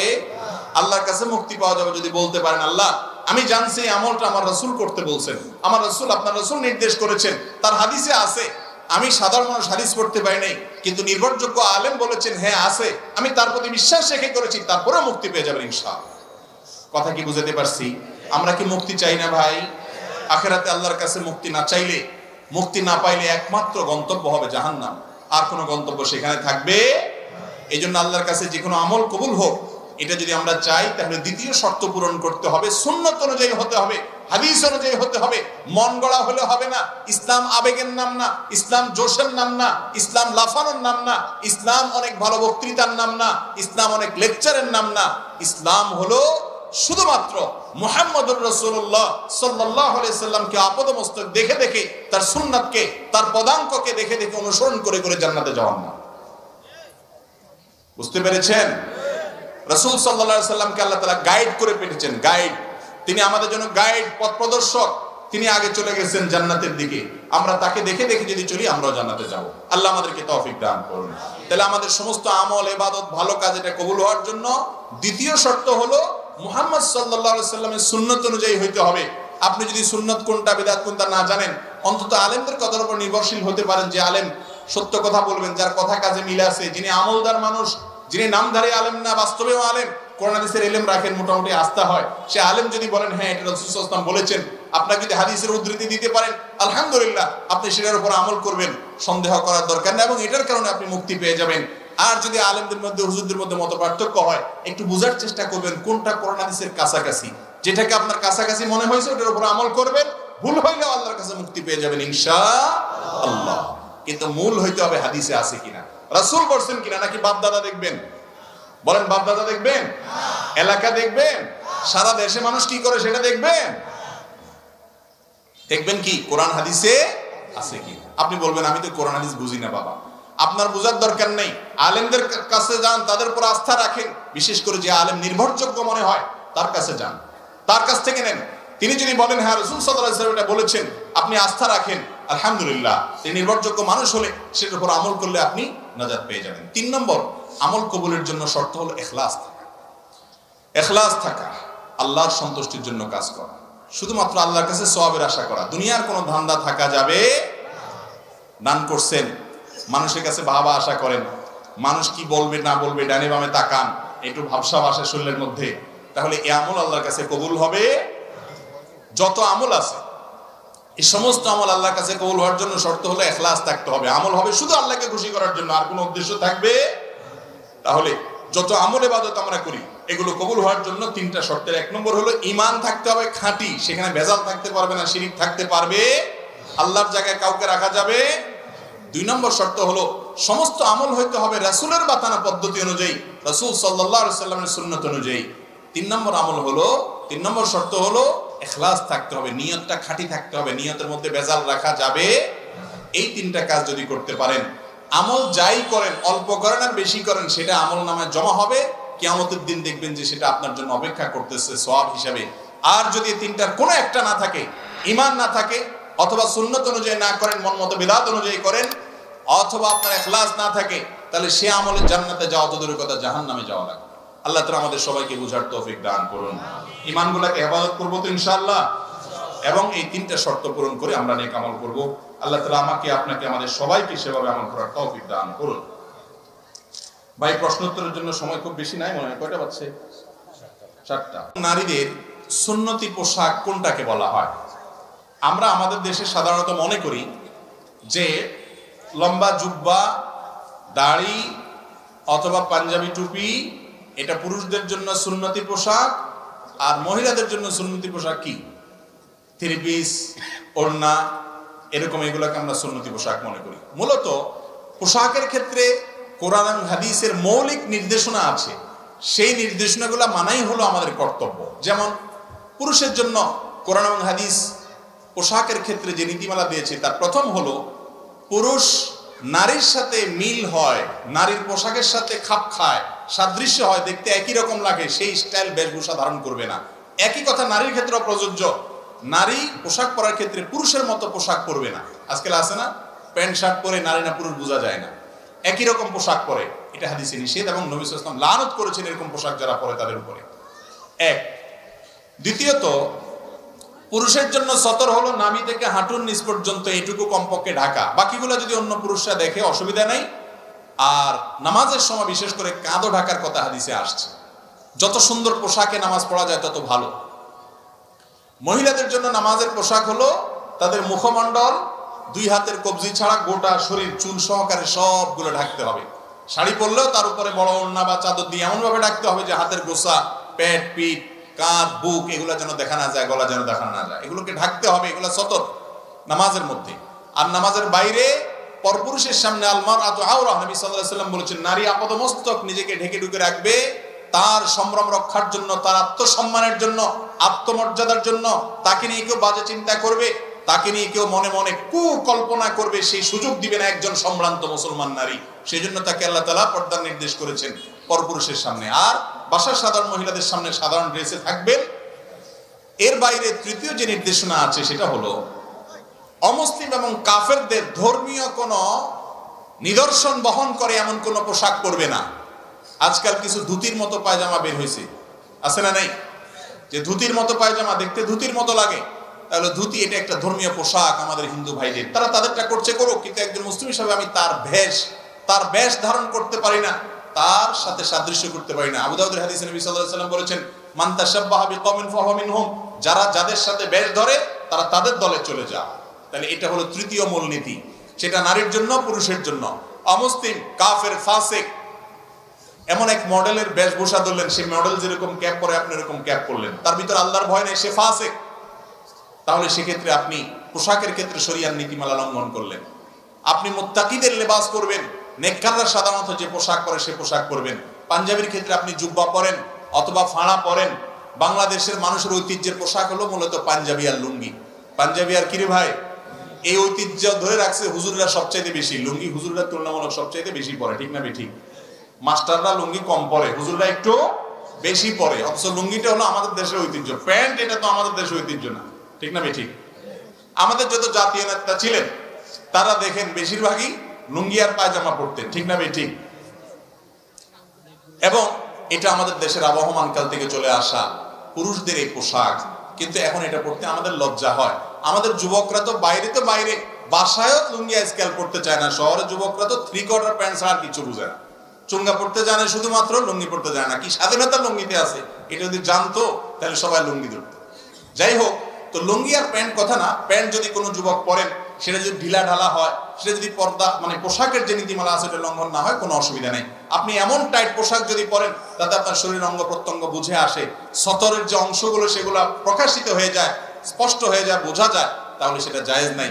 মেয়েদের পোশাকের জন্য আমাদের একটা মৌলিক নীতিমালা হলো যে মেয়েরা তারা এমন পাতলা পোশাক পরবেন না যে পোশাক পরার কারণে পরা না পরা সমান। নবী সাল্লাল্লাহু আলাইহি ওয়াসাল্লাম বলেছেন, রুব্বা কাসিয়াতিন ফিদ দুনিয়া আরিয়াতুন, রুব্বা কাসিয়াতুন আরিয়াত। অনেক মহিলা আছে দুনিয়াতে এমন পোশাক পরে পাতলা, এরা পোশাক পরে না পরার সমান। এই পোশাক পরার না পরার সমান সব দেখা যায়, আছে না নাই এরকম? এই পোশাক কিনা জায়েজ নাই, বিশেষ করে বাহিরে পরার জন্য, চলার জন্য। পুরুষরা এগুলা কিনবেন না, মহিলারা এগুলা পরবেন না। এবং এই ধরনের উলঙ্গপনা পোশাক, এগুলো অশ্লীলতা জোয়ার সমাজে নিয়ে আসে, এর কারণে গুনাহগার হবে যারা পড়ে। তারা যারা পড়তে দেয়, যে সমস্ত পুরুষরা কিনে দেয়, তারা হলো দায়ুস, জান্নাতে যাবে না। আবার কিছু পোশাক আছে আজকাল এমন টাইট, যে টাইট পোশাকের কারণে শরীরের অঙ্গ প্রত্যঙ্গগুলো ফুটে যায়। ছোট ছোট বাচ্চা মেয়েদেরকে পর্যন্ত আজকাল এমন পোশাক পরানো হয় যেগুলো দৃষ্টিকটু, অশ্লীল। কমপক্ষে হাফ হাতা, কোয়ার্টার হাতা পর্যন্ত বাচ্চাদের জামা বানিয়ে দিবেন। মেয়ে বাচ্চাদের একটু ঢোলা ঢালা যেন থাকে সেদিকটা খেয়াল করবেন। আর পুরুষরাও একই কথা প্রযোজ্য, যে এমন কোন পোশাক করবেন না যেটা ফাসিক দেশের সাদৃশ্য হয়। আজকাল যুবক ভাইরা অনেকে দেখা যায় এমন গেঞ্জি পরে, এমন প্যান্ট পরে যে রুকুতে গেলে এক এক দেশে চলে যায়। একটা পূর্বাকাশে, একটা পশ্চিম আকাশে চলে যায়, মাঝখান দিয়ে মাজা দেখা যায়, নামাজও হবে না। এই রোগটা আমাদের মধ্যে আছে না নেই? তাহলে এগুলো আমরা খুব সাবধান থাকবো। আল্লাহ তাআলা আমাদেরকে আমাদের তৌফিক দান করুন। পোশাকের ক্ষেত্রে সুন্নতি পোশাকের কথা বলতে গিয়ে এত দূরে আসছে। পোশাকের ক্ষেত্রে শরীয়তের যে ড্রেস কোড আছে সেটা খেয়াল করবেন। পুরুষ টাকুর নিচে পোশাক পরবেন না, বিশেষ করে প্যান্ট, লুঙ্গি, চাদর, জুব্বা, এগুলো টাকুর নিচে যেন না যায়। আর মহিলারা তারা টাকনুর নিচে পরবেন, টাকনুর উপরে পরবেন না। এখন উল্টা হয়ে গেছে, প্লাজো পায়জামা বাইর হয়েছে, টাকনুর এক বিঘত আধা বিঘত উপরে থাকে, আর পুরুষের প্যান্ট অটোমেটিক টাকনুর নিচে চলে যায়। ঠিক না ঠিক? রাসূল সাল্লাল্লাহু আলাইহি ওয়াসাল্লাম যেটা নিষেধ করছেন, ইবলিস ওইটা আমাদেরকে দিয়ে বেশি করায়, কারণ সে জানে আমরা রাসূল সাল্লাল্লাহু আলাইহি ওয়াসাল্লামের কথা শুনলে জান্নাতে চলে যাব। এজন্য তার সাথে সংগ্রাম করতে হবে। পুরুষ টাকনুর নিচে পোশাক পরবেন না। ম্যাক্সিমাম যুবক এবং পুরুষরা টাকনুর নিচে পোশাক পরেন। নবী সাল্লাল্লাহু আলাইহি ওয়াসাল্লাম বলেছেন, যারা এরকম পোশাক পরে তারা জাহান্নামে যাবে, তাদের ওই অংশ জাহান্নামে যাবে। এই জন্য পোশাকের ক্ষেত্রে এই সমস্ত ড্রেস কোড গুলো আমরা মাথায় রাখবো। এগুলো মাথায় রেখে যদি চলেন, ইনশাআল্লাহ আপনার পোশাক পরা জায়েজ হবে। এক্ষেত্রে নবী করিম সাল্লাল্লাহু আলাইহি ওয়াসাল্লাম, সাহাবায়ে কেরাম, তাদের থেকে টুপি পরার বিষয়টা সাবেত আছে, প্রমাণিত আছে। কিন্তু টুপি পরলে আলাদা সওয়াব হবে কিনা, এর আলাদা কোনো ফজিলতের কথা আসছে বলে আমার জানা নাই। তবে পড়ছেন তারা, তাদের মহব্বত, রাসূল সাল্লাল্লাহু আলাইহি ওয়াসাল্লামের মহব্বতে পড়লে এটা সওয়াব হবে অবশ্যই, এর বেশি কিছু না। আল্লাহ তাআলা আমাদেরকে বোঝার তৌফিক দান করুন। ভাই, অনেক মানুষ বাইরে দাঁড়ায় আছে, আপনারা যদি একটু 1 ইঞ্চি 1 ইঞ্চি করে একটু নাড়াচড়া করেন শীতের দিন, তাহলে তারা একটু বসতে পারে। একটু মেহেরবানি করে উঠেন, কয়েক সেকেন্ডের জন্য উঠেন, অনেক জায়গা গ্যাপ আছে, একটু উঠেন। ওই যে ভাইদেরকে একটু বসতে দেন, প্লিজ। আল্লাহর জন্য একটু নড়াচড়া করেন, আল্লাহ তাআলা ইনশাআল্লাহ আপনাদেরকে এর জন্য উত্তম বিনিময় দিবে। ফাফসাহু ইয়াফসাহিল্লাহু লাকুম। একটু অন্যের জন্য জায়গা করে দিলে আল্লাহ তাআলা আপনার জন্য জান্নাতে যাওয়ার জায়গা করে দিতে পারেন ইনশাআল্লাহ। একটু উঠেন, আগায় উঠেন। এই যে এদিকে জায়গা আছে, আগে চলে আসেন। ভাইদেরকে আসতে বলেন। জি ভাই, এরপরে প্রশ্ন। প্রায় 1 বছর আগে আমার পরিবার এক প্রবাসী ছেলের সাথে আমার বিয়ে ঠিক করেন এবং আমাকে আংটি পরিয়ে রাখেন। পরিবারের সম্মতিতে ছেলের সাথে যোগাযোগ রাখি। এখন উপযুক্ত কোনো কারণ না দেখেই আমার বাবা এই বিয়েটা বাতিল করতে চাচ্ছেন, কিন্তু আমি ওই ছেলেকে বিয়ে করতে চাই। এক্ষেত্রে শরীয়ত কি বলে এবং আমার করণীয় কি? প্রথম কথা হলো, বিয়ের কথা পাকাপাকি হয়ে গেলে আংটি পরাই দিলেই তো জামাই বউ হয়ে যায়, তাই না? আংটি পরা হয়ে গেছে, এনগেজমেন্ট হয়ে গেছে, তখন জামাই বউ হয়ে গেছে না তারা? সেটা যদি না হয়, তাহলে এই তথাকথিত এনগেজমেন্টের পরে এই স্বামী স্ত্রীর মতো আলাপ সালাপ, খোশ গল্প, কথাবার্তা, আড্ডাবাজি, চ্যাটিং, এগুলো আমাদের সমাজে আছে না নাই? তাহলে সেই সম্পর্কটা কি হালাল হবে না হারাম হবে? অনেক যুবকরা বলে যে না, একবার হঠাৎ করে অচেনা একটা মানুষের সাথে কেমনে থাকে, এই জন্য আগে একটু জড়তা কাটায় নেই, যোগাযোগ করে নেই। এইসব যারা করেন তাদেরকে আমি সব সময় একটা কথা বলি। আমার ডানে বামে অনেক মুরব্বীরা আছেন, সামনে অনেক মুরব্বীরা আছেন, চাচা মিয়াদেরকে জিজ্ঞাসা করেন, বাপ মা ধরে নিয়ে গেছে, হয়তো বাজার থেকে টেনে নিয়ে যায়, কোথাও বিয়ে পড়াই দিছে, খবরও নেই, পড়ায় চলে আসছে, কার সাথে বিয়ে হয়েছে ভালো করে হয়তো জানেও না বেচারা, বা জানছে, খবর নিছে, একবার না জানলে সেটা আবার দোষের। যাই হোক, কিন্তু বিয়ে হয়েছে যে তার আগে কোনো সম্পর্ক ছিল না, ছেলের সাথে মেয়ের সাথে ছিল, তখন ফেসবুকে মেসেঞ্জারে ইটিশ পিটিশ করার সুযোগ ছিল না, কিচ্ছু ছিল না। তারপরেও চাচা মিয়ার চাচির সাথে যে মহব্বতের সম্পর্ক, সেটা সুপার গুলুর চাইতেও হার্ড, ঠিক না বেঠিক? চাচা মিয়ারা এখনো চাচির ছাড়া বাঁচে না, চাচি চাচারা ছাড়া বাঁচে না। অন্য কারোর কথা চিন্তা করবে তাদের মাথায়ও আসে না, আল্লাহর রহমতে, জিজ্ঞেস করে দেখেন। আর আজকাল যুবকরা আপনারা এই এঙ্গেজমেন্ট, এরপরে ইটিশ পিটিশ সেগুলা করেন কেন? যে তাহলে একটু ভালো হবে সম্পর্ক। ভালো হয় না, বরং আর সম্পর্ক খারাপ হয়। কারণ আল্লাহর নিষিদ্ধ পথে কখনো শান্তি আসে, এই জন্য ঘরে ঘরে স্বামী স্ত্রী ঝগড়া এবং মারামারি এবং তালাক হয়, ঠিক না ঠিক? বিয়ের আগদ না হলে দুইজন সাক্ষীর সামনে প্রস্তাব হবে, সম্মতি হবে, কবুল বলা হবে, এগুলা না হওয়ার আগ পর্যন্ত বিয়ে হয় না। আংটি একটা কেন, 10 আঙ্গুলে 10টা, 10 ঠ্যাঙে 10টা, মোট 20টাও যদি লাগান তাতেও বিয়ে হবে না। আর একটাও আংটি লাগান দরকার নাই, শুধু দুইজন সাক্ষীর সামনে আপনার মুরব্বীদের সম্মতি আছে, আপনি আর সম্মতি আছে, প্রস্তাব হয়েছে, কবুল হয়েছে, মহাদার্য হয়েছে, বিয়ে হয়ে গেছে, এবার স্বামী স্ত্রী হয়ে গেছে। অতএব এনগেজমেন্ট বা আংটি পরার নাম বিয়ে নয়। এবং এর আগে আপনার একটু বোঝাপড়া, একটু জড়তা দূরের নামে যে সম্পর্কগুলো করা হয়, এগুলো হারাম। এরকম কোনো সম্পর্ক আগদের আগে করা যাবে। একান্ত প্রয়োজনীয় কথা জিজ্ঞেস করতে পারেন, জানতে পারেন, সেটাও নিরাপদ পদ্ধতিতে। স্বামী স্ত্রী সুলভ কোন আলাপচারিতা জায়েজ নাই, এটা হলো প্রথম কথা। দ্বিতীয় কথা হলো, প্রশ্ন যেটা আসছে যে বাবা ছেলে ঠিক করছে, এখন বাপ তার সাথে দিবে না, কেন দিবে না? এই প্রশ্ন উত্তর আমি দিতে পারবো না। কারণ হলো, হতে পারে সেই ছেলের ভিতরে কোনো বড় ধরনের দোষ আছে, ত্রুটি আছে। যদি থাকে তাহলে বাবার মার সেই পরামর্শ মানা উচিত। যুবক যুবতীরা সবসময় নিজেদের ভালো বুঝে না, তাদের যৌবন বয়সে শুধুমাত্র যেটা দেখে ওইটাই মনে হয় যে আপনার হাসান বসরি, রাবেয়া বসরি, তাদের কাছে এরকম মনে হয়। কিন্তু মুরব্বীরা অনেক সময় এগুলো বুঝে, তাদের কথাটা আমলে নেওয়া উচিত। আবার মুরব্বীরা অনেক সময় উল্টা পাল্টা আছে, শুধু ওই দুনিয়া ছাড়া আর কিছু বুঝে না, আছে না নেই? তো সেটাও মাথায় রাখতে হবে। এবং মনে রাখবেন, শরীয়ত ছেলে বা মেয়ের সম্মতি ছাড়া জোরপূর্বক বিয়ে দেওয়ার কোনো অনুমতি কোনো মুরব্বীকে দেয় না। ইসলামে এটা জায়েজ। আপনি যদি মনে করেন আপনার বাপ মা শুধু পয়সা দেখেই এরকম লোভী হচ্ছে, বা তারা দুনিয়া দেখে লাফাচ্ছে, তাদের সিদ্ধান্ত ভুল, তারা দিনদার বুঝে না, তাহলে সেক্ষেত্রে আপনি খুঁটি ধরতে পারেন যে না, আমি ছেলে ছাড়া, বা আপনারা যে ছেলে কথা বলছেন তার কাছে আমি বিয়ে করবো না। এই অধিকার আপনাকে ইসলাম দিয়েছে। বেয়াদবি করবেন না, বিনয়ের সাথে বলবেন যে আব্বা আমি চাচ্ছি না, বুঝাই বলবেন, বা অন্যদেরকে ব্যবহার করবেন। কথা কি বুঝাতে পারছি? এটা জায়েজ আছে। এরপরে প্রশ্ন হলো, আমরা জানি নামাজের মধ্যে যে সমস্ত ফরজ রয়েছে, যদি কোনো একটি ফরজ বাদ যায়, সেই ফরজগুলোর কোনটা বাদ গেলে কি নামাজের ক্ষতি হবে, নাকি শুধু গুনাহ হবে আর কি? শরীয়তে এটা কি বলে? নামাজের যে ফরজগুলো আছে, কোনো একটা ফরজ যদি বাদ যায় তাহলে কি দিতে হবে? সেজদাও দিলে নামাজ হবে না? মাশাআল্লাহ, আপনারা তো অনেক মাসালা জানেন। যদি নামাজের কোনো ফরজ ছুটে যায় তাহলে কোনো সেজদা সাউতে কুলাবে না। ওযু ছুটে গেল নামাজের মধ্যে, শেষে সেজদা সাউ দিয়ে দিলেন, কাজ হবে? আবার পড়তে হবে নামাজ, তারপরে আর পড়া যাবে, যাই ওযু করে এসে নামাজ পড়তে হবে। অর্থাৎ কোনো ফরজ ছুটে গেলে ওইটা হবে না, ওইটা পুনরায় আবার আদায় করতে হবে। আর যদি ওয়াজিব ছুটে যায় তাহলে সেজদা সাউ দিলে আদায় হবে। আর সুন্নাত ছুটে গেলে কিছুই করা লাগবে না। নামাজের মধ্যে মোট 3 ধরনের ভুল হয়। কয় ধরনের ভুল হয়? সুন্নাত, ওয়াজিব, ফরজ। সুন্নাত ছুটলে কিছুই করতে হবে না, ওয়াজিব ছুটলে সেজদা সাউ দিতে হবে, আর ফরজ ছুটলে নামাজ হবেই না। কথা বুঝতে পারছি? আবার করতে হবে। এরপরে প্রশ্ন হলো, হাঁটুর উপর কাপড় উঠলে অনেকে বলে ওযু নষ্ট হয়ে যায়, আবার অনেকে বলে ওযু নষ্ট হয় না, কারণ ওযু ভঙ্গের কারণের মধ্যে নাকি হাঁটুর উপর কাপড় ওঠার কথা নাই। এক্ষেত্রে শরীয়ত কি বলে? খুব সুন্দর প্রশ্ন। এবং এই ভুল ধারণাটা আমাদের এই অঞ্চলে একটু বেশি। এই অঞ্চলে মানুষের মধ্যে দেখা যায় যে এই ধরনের ধারণা একটু বেশি। হাঁটুর উপরে কাপড় উঠলে বলে যে ওযু চলে গেছে। আসলে কি যায় না? হাঁটুর উপরে কাপড় ওঠার সাথে ওযু যাওয়ার সম্পর্ক, ওযু যাওয়ার সম্পর্ক কিসের সাথে বলেন তো? ওযু ভঙ্গের সাথে। বায়ু আসলো কিনা, পেশাব পায়খানা আসলো কিনা, ঘুমায় পড়ছেন কিনা, এগুলো ওযু ভঙ্গের কারণ। বেহুশ হয়ে গেলেন কিনা, রক্ত পুষ পানি বাইরে হয়ে গড়ায় পড়ছে কিনা, এগুলো ওযু ভঙ্গের কারণ। ওযু ভঙ্গের কারণ যদি না পাওয়া যায় তাহলে হাঁটুর উপরে কাপড় ওঠার কারণে কি হবে না? ওযু ভাঙবে। তবে যদি মানুষের সামনে, আরেকজনের সামনে হাঁটুর উপরে আপনার যার সতর যে আপনার দেখার জায়েজ নাই, ওযুখানা ওযু করতে গিয়ে এইভাবে হাঁটুর উপরে কাপড় উঠাইছেন অন্যের সামনে, ওযু না ভাঙলে কি হবে? ফরজ ভেঙে যাবে। ফরজ ভাঙা বুঝেন কি? সতর ঢাকা ফরজ না, সেটা ভেঙে যাবে। সেটা ভাঙলে গুনাহ হবে না। এই জন্য ওইটা বড় গুনাহ হবে। ওযু ভাঙলে তেমন কোনো বিপদ হতো না, ওযু ভাঙলে আবার ওযু করতেন, অসুবিধা কি? কিন্তু গুনাহ হয়ে যাবে অন্যের সামনে। এই জন্য যাতে অন্যের সামনে হাঁটুর উপরে রান টান এগুলো দেখা না যায়। এই জন্য ওইটাকে ঢেকে ঢুকে রাখবেন। কিন্তু যদি কোনো কারণে উঠে যায় তাতে ওযু ভাঙবে না, ওযু থাকবে।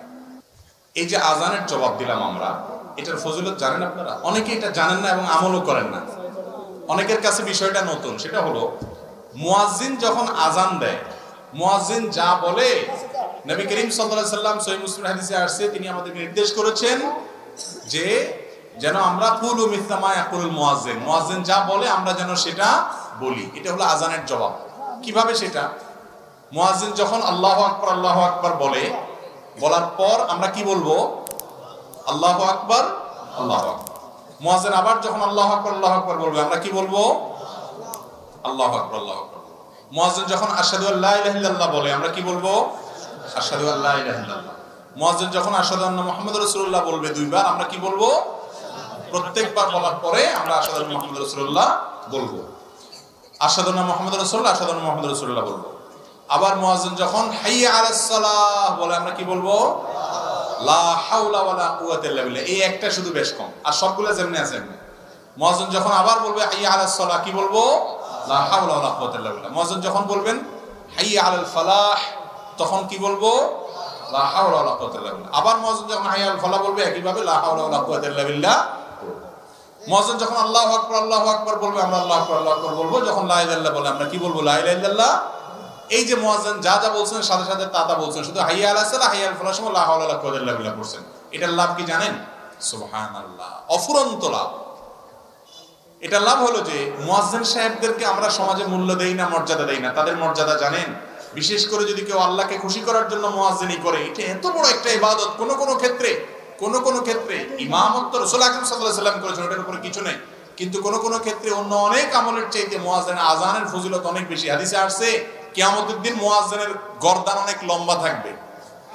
এবার গর্দান লম্বা থাকলে খারাপ দেখা যাবে না? না, গর্দান লম্বা থাকবে মানে হলো সবার মধ্যে তাদের মাথাগুলো উঁচু থাকবে, ভিআইপি, এটা বোঝা যাবে। আর মুয়াজ্জিনের আজান শুনে যত মানুষ নামাজ পড়তে আসে, সবার সমপরিমাণ সওয়াব মুয়াজ্জিন সাহেব লাভ করেন। কত বড় ফজিলত! আর যদি কেউ আজানের জবাব দেয়, আল্লাহ তাআলা তাকে মুয়াজ্জিনের উপর সওয়াব দান করেন। তাহলে আপনি আশা করতে পারেন আজানের জবাব দেওয়ার মাধ্যমে মুসল্লিদের অনুরূপ নামাজের সওয়াব এক্সট্রা বোনাস হিসেবে আপনি পেয়ে যাবেন। এই আমলটা শুধু পুরুষরা না, আমাদের মা বোনরাও বাসা বাড়ি থেকে শুনে করতে পারেন। যে আজানটা আগে শুনবেন বা মহল্লার আজান, সেটার জবাব দিয়ে দিবেন। এরপরে অন্যগুলোর জবাব আপনি না দিলে অসুবিধা নেই। আজানের জবাব দেওয়াটা মুস্তাহাব বা সুন্নাহ, এটা ভালো। এই আমলটা করা উচিত। করবেন তো ইনশাআল্লাহ? অফুরন্ত সওয়াব। কিন্তু আমরা জানি না। আজানের সময় গল্প করে, আজানের সময় অন্য কাজ করে না। আজান যখন শুনবেন, মুয়াজ্জিন আজানের জবাব দিবেন, এরপরে আজানের দোয়া পড়বেন, দুরূদ পড়বেন। এটা হলো সুন্নাহ। আশহাদু আন্না মুহাম্মাদুর রাসূলুল্লাহ যখন পড়ে, আমরা অনেকে তখন মনে করি যে দুরূদ পড়তে হয় না। দুরূদ পড়বেন আজানের শেষে, দুরূদ পড়বেন কিন্তু আজানের শেষে, ওই জায়গা না। এখানে হাদিসে, সহিহ মুসলিম হাদিসে নবী সাল্লাল্লাহু আলাইহি ওয়াসাল্লাম একেবারে হাতে কলমে ধরাই দিয়ে বলে দিয়েছেন যে যখন মুয়াজ্জিন বলবে আশহাদু আন্না মুহাম্মাদুর রাসূলুল্লাহ, তোমরা কি বলবা? আশহাদু আন্না মুহাম্মাদুর রাসূলুল্লাহ। রাসূল বলেন সাল্লাল্লাহু আলাইহি ওয়াসাল্লাম, হ্যাঁ, ওনার নাম শুনলে দুরূদ পড়তে হয়। এটা আজানের শেষে বলবে। কথা কি বুঝাতে পারছি? অনেকে আশহাদু আন্না মুহাম্মাদুর রাসূলুল্লাহ বললে হাতে চুমু দিয়ে, আঙ্গুলে চুমু দিয়ে সেটা চোখে লাগায়, বলে এতে চোখের উপকার হয়। মূলত রাসূল আকরাম সাল্লাল্লাহু আলাইহি ওয়াসাল্লামের কোনো নির্দেশ দেন নাই। বিভিন্ন বই পুস্তক আছে, বইপড় অনেক বই পুস্তকে আছে। নবী করিম সাল্লাল্লাহু আলাইহি ওয়াসাল্লাম আজান দেওয়ার পর যে জবাব শিক্ষা দিয়েছেন, সেখানে এরকম কোনো কথা বলা হয়নি। আজানের জবাব দেব তো ইনশাআল্লাহ। আরেকটা নতুন আমলের কথা জেনে ফেললেন মাঝখান দিয়ে, আলহামদুলিল্লাহ। নতুন একটা ক্লিক হয়ে গেল বা বিষয় হয়ে গেল। এরপরে প্রশ্ন, চেয়ারে বসে নামাজ পড়া যাবে কিনা? চেয়ারে বসে নামাজ পড়া যাবে কিনা, এই প্রশ্নটা এখন কমন একটা প্রশ্ন। বিভিন্ন জায়গায় গেলে প্রায় সব জায়গাতে এই প্রশ্ন মানুষ করতেই থাকে। ভাই, নামাজ পড়তে হবে দাঁড়িয়ে, রুকু করে, সিজদা করে, চেয়ারে নয়। এটা হলো নামাজের মূল বিধান। কেউ যদি নামাজ দাঁড়িয়ে পড়তে না পারে, নবী করিম সাল্লাল্লাহু আলাইহি ওয়াসাল্লাম এক ব্যক্তি অপারগ অসুস্থ, তাকে বলেছেন যে তুমি দাঁড়িয়ে নামাজ পড়তে না পারো তাহলে বসে পড়বা। বসে পড়তে না পারো, শুয়ে কিবলার দিকে পাও দিয়ে, মাথা বিপরীত দিক দিয়ে তুমি মাথার ইশারা করে নামাজ পড়বা। মনে মনে নামাজ পড়বা যদি তোমার সেন্স থাকে, কিন্তু নামাজ তোমাকে পড়তেই হবে যে কোনো অবস্থায়। এখন একজন মানুষ যদি দাঁড়াইতে পারে কিন্তু রুকু আর সিজদাটা করতে পারে না, রুকু সিজদা করতে গেলে তার কোমরে ব্যথা হয়, অসম্ভব ব্যথা হয়, অথবা ডাক্তার যিনি নামাজের গুরুত্ব বুঝেন, সেই রকম ডাক্তার যিনি আবার ভালো ডাক্তারও বটে, তিনি বলছেন যে আপনার মাজাতে এক্সরে ইত্যাদি রিপোর্ট করে দেখা গেছে, বোঝা গেছে আপনি নিয়মিত রুকু সিজদা ভাবে করলে আপনার স্থায়ী রোগ হবে, বড় অসুবিধা হতে পারে। এই জন্য আপনি নামাজটা বসে পড়বেন চেয়ারে। এরকম যদি কোনো ধর্ম বুঝে, নামাজ বুঝে এরকম ডাক্তার, আবার ডাক্তারও ভালো, তিনি যদি বলেন যে হ্যাঁ এটাতে বড় কোনো অসুবিধা আছে, সত্যি বড় কোনো অসুবিধা হয় বা এত ব্যথা হয় যে আপনার চিৎকার শুরু হয়, তাহলে সেক্ষেত্রে আপনি দাঁড়ানোর সময় দাঁড়ায়া জামাতে নামাজ পড়বেন, রুকু এবং সিজদার সময় বসে রুকু সিজদা ইশারা করবেন, একটু ঝুঁকে রুকু নিয়ত করবেন আর একটু বেশি ঝুঁকে সিজদা নিয়ত করবেন, এটা জায়েজ আছে। আর যদি দাঁড়ানোর থেকে বসতেই না পারেন, উঠা বসাও করতে না পারেন, এত বেশি অসুস্থ হন, তাহলে সেক্ষেত্রে আপনি বসে পড়তে পারেন। অনেক মায়েরা আছেন গর্ভবতীর সময় বিশেষ করে শেষের দিকগুলোতে এত বেশি শরীর ভার হয়ে যায় যে ভারসাম্য ধরে রাখতে পারেন না, ভয় হয় যদি পড়ে যায় তাহলে গর্ভস্থ সন্তানের ক্ষতি হবে, ওনার ক্ষতি হবে। এরকম যদি সিরিয়াস পর্যায়ের কোনো মহিলা থাকেন, খুব কম থাকে এরকম, তাহলে বসে নামাজ পড়তে পারেন। বিশেষ করে ফরজ নামাজটা দাঁড়িয়ে, নফলগুলো ইচ্ছাকৃত এমন বসে পড়া যায়, সেটা করতে পারেন। অনেকে বলে চেয়ারে বসে নামাজ পড়া হয় না, এই কমন ভাবে বলা ঠিক না। নবী সাল্লাল্লাহু আলাইহি ওয়াসাল্লাম বসে নামাজ পড়তে বলছেন, আপনি চেয়ারে বসবেন না, নিচে বসবেন, আপনার উপর বসে পড়তে পারেন, জায়েজ আছে। কিন্তু আমাদের দেশে দেখা যায় যে একটু কোমরে ব্যথা হলে, একটু শরীরটা ভালো লাগতেছে না আজকে, চেয়ারে বসে ধপাস করে নামাজ শুরু করে দিচ্ছে। উনি নিজের মধ্যে একটা ভাব আছে কিনা আল্লাহ জানে যে একটু আমি চেয়ারে বসে সবাই আপনার রুকু সিজদা করতেছেন না ভাই। কিয়ামতের দিন আল্লাহ তাআলা সিজদা করতে বলবেন, ইয়াউমা ইউদআউনা ইলা সুজুদ। সেদিন দুনিয়াতে যারা আল্লাহকে শক্তি থাকা অবস্থায় সিজদা করে নাই, নামাজ পড়ে নাই, তারা সেদিন সিজদা করতে চাইবে কিন্তু করতে পারবে না, সুস্থ থাকা অবস্থাতেও পারবে না। এই জন্য চেয়ারে বসে ফ্যাশনগিরি করা চলবে না। আপনি কার সামনে দাঁড়িয়েছেন? আকামুল হাকিমের সামনে, কিসের ফ্যাশন, কিসের মাতবরি? আর বিশেষ করে তরুণ যুবকদেরকে বলছি, এই যে চেয়ারে বসে নামাজ পড়ছে, জিজ্ঞেস করে দেখেন মুরব্বীদেরকে, সে তৃপ্তি হয় না, ভালো লাগে না। আল্লাহকে একটু সিজদা ভালো করে দিতে না পারলে নিজের মনে শান্তি আসে না, রুকুটা সেরকম ভালো করতে পারলে না করলে ভালো লাগে না। এখন পড়তেছেন না নামাজ, একটা সময় পড়তে চাইবেন, চোখের পানি ফেলফেল করে ফেলবেন, কিন্তু পড়ার সুযোগ আর পাবেন না। সময় থাকতে নামাজ পড়বো তো ইনশাআল্লাহ। তাহলে চেয়ারে বসে নামাজ পড়া জায়েজ আছে। যে ব্যক্তি সত্যিই অপারগ, একেবারেই পারে না, তার জন্য হালকা একটু শরীর খারাপ হলে চেয়ারে বসে নামাজ পড়া যাবে না, বিশেষ করে ফরজ নামাজ। আজকাল তো মসজিদগুলোতে এত চেয়ার, আমি সব জায়গায় বলি যে মসজিদ নাকি এক পাশে যে পরিমাণ চেয়ার, নাকি আরএফএল এর দোকান বোঝা কঠিন, ঠিক না? ঠিক আকিস প্লাস্টিকের দোকান কিনা বোঝা কঠিন, এরকম অবস্থা হয়েছে। আল্লাহ তাআলা আমাদেরকে বোঝার তৌফিক দান করুন। রাতে গাছের ডাল এবং ফল কাটা যাবে কিনা? গাছের ডাল এটা রাতে কাটা যাবে কিনা? আমাদের গ্রামাঞ্চলে অনেক মা বোন এখনো রাতের বেলা কোনো ফল ফসল ছিঁড়ে না, বলে যে এটা ছিঁড়লে ক্ষতি হয়, সমস্যা হয়। এগুলো সম্পূর্ণ ভুয়া কথা, ভিত্তিহীন কথা। আপনার যখন দরকার তখন ছিঁড়তে পারেন, সেটা দিনেও হতে পারে, রাতেও হতে পারে। অনেক মা বোনরা এরকম আছে, আমি নিজেও দেখেছি, যে একটা লাউ ছিঁড়ে দিবে, ছেলে ঢাকা যাচ্ছে নিয়ে যাবে, বলে না না রাইতে এখন ছিঁড়া যায় না, এটা সকালে ছিঁড়তে হবে। তো এগুলো আমাদের মন গড়া মাসালা, কোরআন হাদিসে এরকম কোনো কথা বলে নাই। আপনার প্রয়োজন হলে কোনো গাছের ডাল, কোনো আপনার সবজি, কোনো কিছু, এটা রাত্রেও ছিঁড়তে পারেন, দিনেও ছিঁড়তে পারেন। ইসলাম যেটা বলে নাই সেটা নিজের থেকে যদি বলেন, সেটা কুসংস্কার, সেটা কখনো কখনো বেদাত হয়, এবং বেদাতের ঠিকানা জাহান্নাম হয়, ডেঞ্জারাস কথা। আল্লাহ রাসূল যা বলেন নাই সে কথা মন গড়া বলা যাবে না, দরকার হলে রাতেও ছিঁড়া যাবে। তবে হ্যাঁ, ডাল বলেন আর গাছের গাছ বলেন, প্রয়োজন ছাড়া কাটা ছেঁড়া করা নিষেধ। একান্ত প্রয়োজন নাই, তাও অযথা আপনি বৃক্ষ নিধন করতেছেন, এটা ঠিক না। যেটা পরিবেশের ভারসাম্যের জন্য প্রয়োজন, সে গাছ রোপণ করার জন্য আমাদের রাসূল সাল্লাল্লাহু আলাইহি ওয়াসাল্লাম নির্দেশ করেছেন। বিনা প্রয়োজনে গাছ কাটা যাবে না। প্রয়োজন আছে, কাটেন, 100 বার কাটেন, কিন্তু সেটা রাতেও কাটতে পারেন, দিনেও কাটতে পারেন, কোনো অসুবিধা নাই। এরপরে প্রশ্ন হলো, ওলিমা ছেলের পক্ষ খাওয়াবে নাকি মেয়ের পক্ষ খাওয়াবে? ওলিমা বলা হয় বিবাহ পরবর্তী খাবার। বিবাহের পর খাবার অনুষ্ঠান কয়টা হবে? একটা না দুইটা? কি বলেন আপনারা? বিবাহ উপলক্ষে শুধু খানা একটা অনুষ্ঠান হয়? ছেলে দেখতে গিয়ে একটা, মেয়ের বাপের বাড়িতে 50-60 জন 70 জন বেহায়ার মতো যায়, খেয়ে আসে। এরপরে আইসা আপনার অলিমার নাম দিয়া ছেলে একটু খাওয়ায় হালকা পাতলা, আর তার কয়েক গুণ বাড়াইয়া মেয়ের বাপের বাড়িতে আবার কি যাত্রী জানি বলে, বরযাত্রী। বরযাত্রী না। কেন বরযাত্রী বলেছি শুনেন। বরযাত্রী হবে তখন যদি আপনি এটা নিয়ে বার্গেনিং করে বেহায়ার মতো নেগোসিয়েশন করেন, যে আমাদের পক্ষ থেকে 200 লোক যাবে, মেয়ের বাপ বলছে না 100, কয় না আছে তাহলে 150, মাঝখান দিয়ে থাকুক, দালাল কয়, দালাল থাকে না একটা ঘটক, এটা কয় না ঠিক আছে 150, তাহলে ঠিক আছে, তাহলে 125 আমরা চুক্তি করলাম। এই যে একটা কথা, কত বড় নির্লজ্জের মতো কথা, চিন্তা করেন ভাই। শরীয়ত বিয়ে উপলক্ষে একটা খাবারের ব্যবস্থা রেখেছে, সেটা খাওয়াবে কে? ছেলে।